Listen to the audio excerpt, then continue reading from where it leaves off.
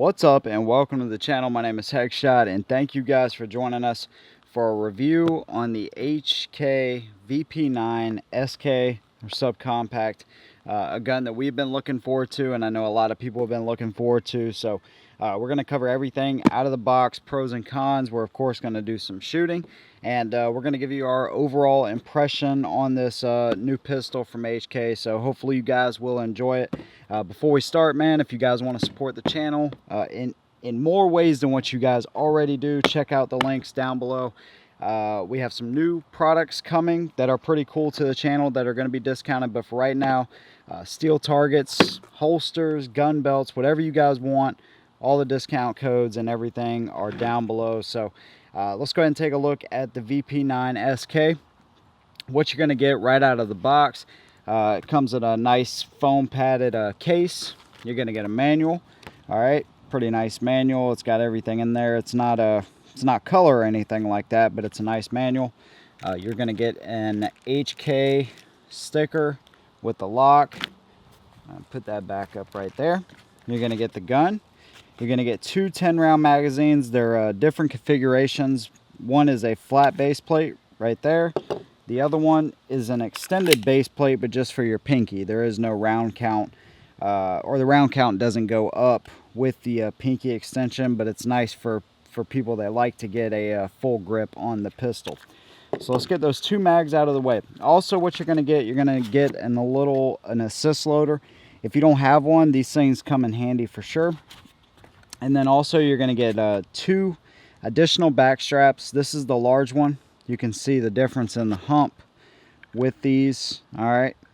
And then you're also going to get a small one, which is a little bit flatter of a hump. So it just depends on what your preference is there. Also, one thing that the VP series does as well, I believe the P30 series is like this. In addition to being able to change out your back strap, you also can change out your side panels. So if you don't like these side panels, the way they stick out, you can go with larger panels or smaller panels, depending on your taste. You can do one side small, one side large. It just depends on what you like. It doesn't seem like it's that big of a deal as far as dimensionally. It doesn't change a whole lot, but it can make a big difference inside of your hand, so it's very cool. All right, so let's get the pistol or the box out of the way so we can take a look at some of the features on the VP9sk. Overall specs here really quick. Overall length is going to be 6.1 inches. Height is 4.5 inches. That's with your flush base plate, of course. Width is 1.3 inches. All right, so it's a little bit wider in this range of guns, not by much, maybe 1 or 2/10 of an inch, but it is a little bit wider. The barrel length is 3.3 inches. Overall weight with an empty mag is 23, a little over 23 ounces, not much at all, which is good because a lot of pistols, when they get in this range, the weight doesn't change as much. So it's good that they were able to keep it in that 23 ounce range. So I think that's pretty good. All right, let's go ahead and go over the specs. Front and rear slide serrations. This pistol is basically a smaller version of the original VP9, which we did a review on, but it was a long time ago. You have a 1913 style Picatinny rail. You can see your serial number right up under there. You have a kind of squared off trigger guard with serrations in the front. Keep in mind the pistol has been cleared and all that. This is kind of wide up under here, and one thing you'll notice that's different if you've never shot any kind of German designed gun is the paddle magazine release. This is something a lot of people like, a lot of people hate. It's just going to depend on your preference, but I think it is a very cool design. These paddles, they're pretty close to the frame, but they're wide enough to where you can get your finger on them and get them out relatively easy. Now, one thing about this pistol you're going to notice is because of that design, you're not going to have as much of an undercut in the frame as you would on, like, let's say a Glock or a Sig or whatever. You know, again, that's going to be personal preference, but it's just something I wanted to point out because it is kind of flat up under here, and we'll talk about that when we get to the shooting part of the review. Trigger we'll cover after the shooting. Up here you have very slight finger grooves in the front. Really not enough to even mention, but they're there. doesn't make that big of a difference. Down here, you have little cutouts right in there, and that's just designed. If you get something stuck in the magazine, you can kind of yank that magazine out. Right here, the actual grip texture is just like the original VP9, these little squigglies. I know I call everything kind of squigglies, but these really are little squigglies all the way around, and they do a great job of keeping the gun locked in your hand even when you start sweating. So I really like this design. It's not too aggressive, so if you were to carry this gun, it's not going to rip up your clothing or tear your skin up, but it's an aggressive enough to keep the gun in your hand. All right, back here you have a little spot where you can hook a lanyard to. On the other side of the pistol, fully ambidextrous, so your paddle magazine release already lends itself well to an ambidextrous design. Right and left-handed shooters, you also have your slide release or slide stop on this side as well. It's a little bit different. All right, it's just kind of this long little bar right here, but still it works just fine. And functionally, if we were to just lock the slide back, even right-handed shooters like myself, I can drop that magazine if I need to, and I can get it to work as a slide stop as well. So that's pretty nice that they were able to design it just like the original. So to me, that's definitely a bonus. It doesn't stick out far from the frame. It's pretty flush. But then again, the left-handed shooters, they have something to work with on that side. Coming back to the rear, one thing you're going to notice that's different are these little charging ears. Now, they maybe look goofy to some people. I think they work great.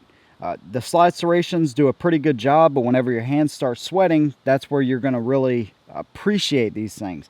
You can remove them. They're flush fitting up underneath the dovetail or the sight right here, but just being able to use them when your hands start sweating up, I think they are a great addition to the pistol. They're different looking, and they definitely do serve an awesome purpose.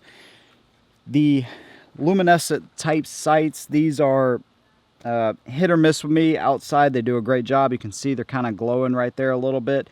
They're pretty bright during the day, and if you get any kind of like a flashlight or anything on these sights, they're gonna brighten up really well. The problem is at night, you're not going to be able to see anything. So like when I go in the safe and I pull this gun out, you can't even see these. So they need an external light source to be able to brighten up like that. Good during the day, doesn't do you any good at night. I would prefer the night sight option, which they do have these available with the night sights. MSRP on just this model is $719. On the one with night sights is $819. So it's a good amount of money. It's going to be cheaper than adding night sights on this option, but still it's a decent amount of money for sure. All right, so one thing you're going to notice in the rear, you also have a striker indicator. So right there you can see red. When you pull the trigger, it goes away. Reset the trigger, it's going to show up again. So that's pretty, nifty. It's pretty standard on a lot of these types of pistols. And then also you have a chamber indicator. Very subtle. It doesn't stick up on top of the slide or anything, but when you load a round in, if you look right here, you'll be able to see red. Very subtle. Like I said, it doesn't show a whole lot there, but it does give you an indication if you don't know that you have a round in the chamber, which you should at all times, but still it's just an extra safety type of precaution. So covering all of that, also other features on this gun, there's quite a bit. Cold hammer forged barrel, polygonal rifling. You also have the hostile environment finish on the slide and the steel parts of the gun.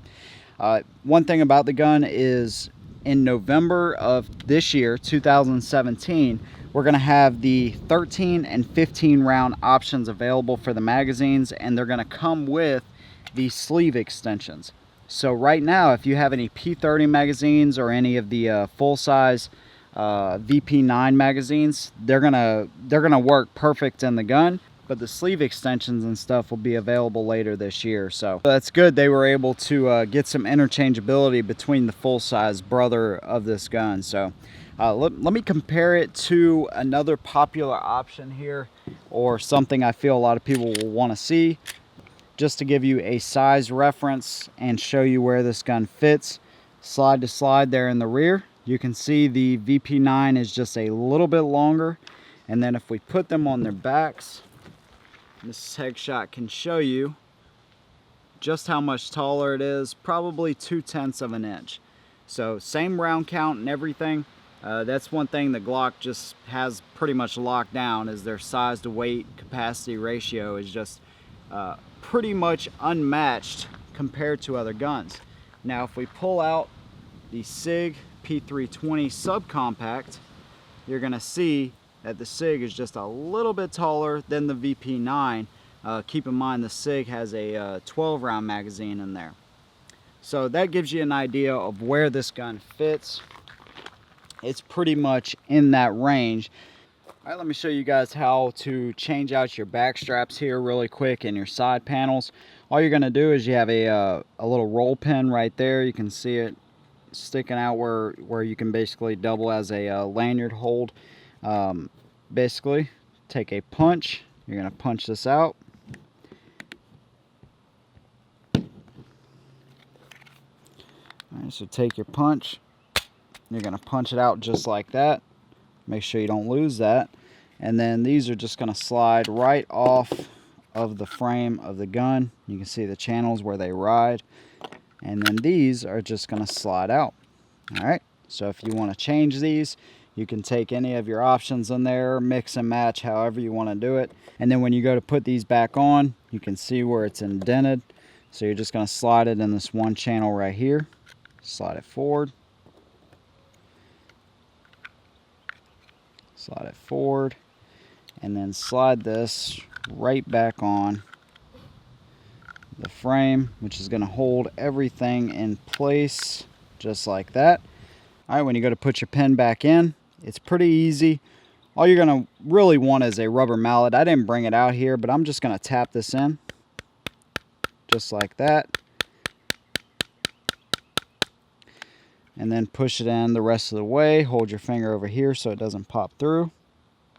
Just like that. And you're good to go. So it's easy to change out the back straps and the side panels to meet your needs. All right, let me show you guys how this gun breaks down, and then we will get to some shooting. Drop the mag, make sure you're clear. Rotate this lever down. You don't have to pull the trigger, just pull it right off of there. All right, so cool design. Captive recoil spring and guide rod assembly, it is steel. And then your barrel, you can see right there. You have what basically is a striker block right here, all right, which is pretty cool. And then the frame itself, you can see your rails right there. All right, so I don't think there's any arguing that HK is known for their quality. These things are made in Germany, so they are a quality unit for sure. Put this back together. It's going to go in just like that. And there you go. So easy to break down. A lot of cool features. Let's see how it shoots, and then we will see you guys in a minute. We'll talk about pros and cons and our overall impressions of the VP9sk. We will see you guys in a minute.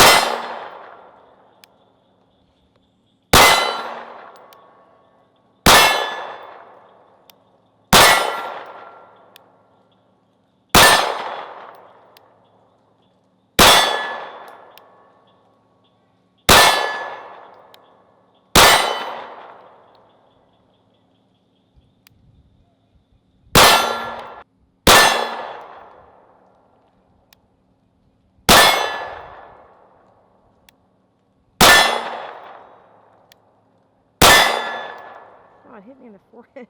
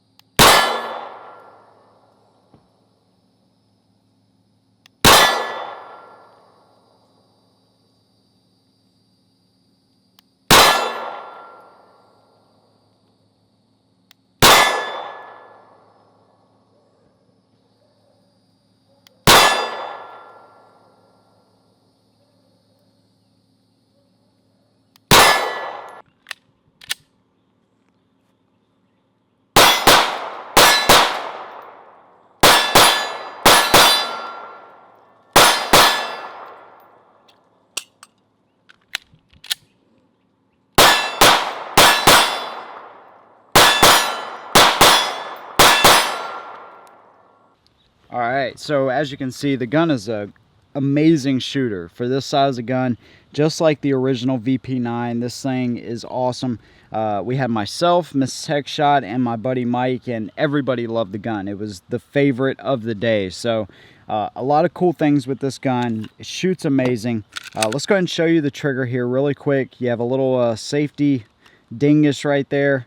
One thing they did that I didn't mention before is they took some of the trigger guard and shaved it down just a little bit. A lot of people were having trouble with their finger pinching in here on the original one, so hopefully that won't be a problem for most people now, because they did give you a little bit more room right there. I didn't have an issue with it. Even on the original I didn't have an issue with it, but it's just something I wanted to mention. So you hit a wall right here, you're gonna have a little bit of creep in the trigger, not much though, and it just breaks. Reset, break. Very nice trigger, very short travel, and the weight on it is right where you would want it to be, really. Let's go ahead and test that here really quick. Let's make sure we get this at 0. 5 pounds 6 ounces. I think they estimated anywhere from 4.5 to 5.5, so 5 pounds 14 ounces. Let's try it one more time just for good measure. 4 pounds. So 4 pounds 14 ounces. So right around 5.5 pounds, but it is a very nice trigger. So the gun handled the recoil well. It was a great shooter. I think the furthest we were shooting is around 10 yards, but you know, you're not going to use a gun like this any further than that distance. So we wanted to keep it within a realistic distance. Did great. The sights worked well, but we had enough light out there, so they were brightened up really well. Sight picture is great. Overall, the gun did amazing. No hiccups, no jams. We ran, we had some blazer brass, we had some aluminum case ammo, so the gun did a fantastic job as far as shooting. Overall, what do I think about this gun? Let's go ahead and talk about pros and cons. These grip panels, the texturing, and the way this gun feels in your hand is just fantastic. It's the perfect mix between aggressiveness and just being subtle enough where it's not gonna tear your hands up. I mean, there are some guns that are just too aggressive. This gun strikes a very good balance there. The charging ears are fantastic. Whenever your hands start sweating up, you're gonna love these things. They do stick out a little bit. They look a little bit goofy, but I don't care. These things come in handy, and I really like that idea. Fully ambidextrous design, paddle magazine release, and your slide stop on both sides. I think that's great. All the features and compatibility with the full-size model. So they were able to get your magazines compatible. It's a smaller VP9, definitely something aimed at concealed carry, and they did a fantastic job with the overall size and everything. Trigger, no rubbing, feels great. Didn't have any problems on the original. I didn't, but hopefully a lot more people will like this trigger setup.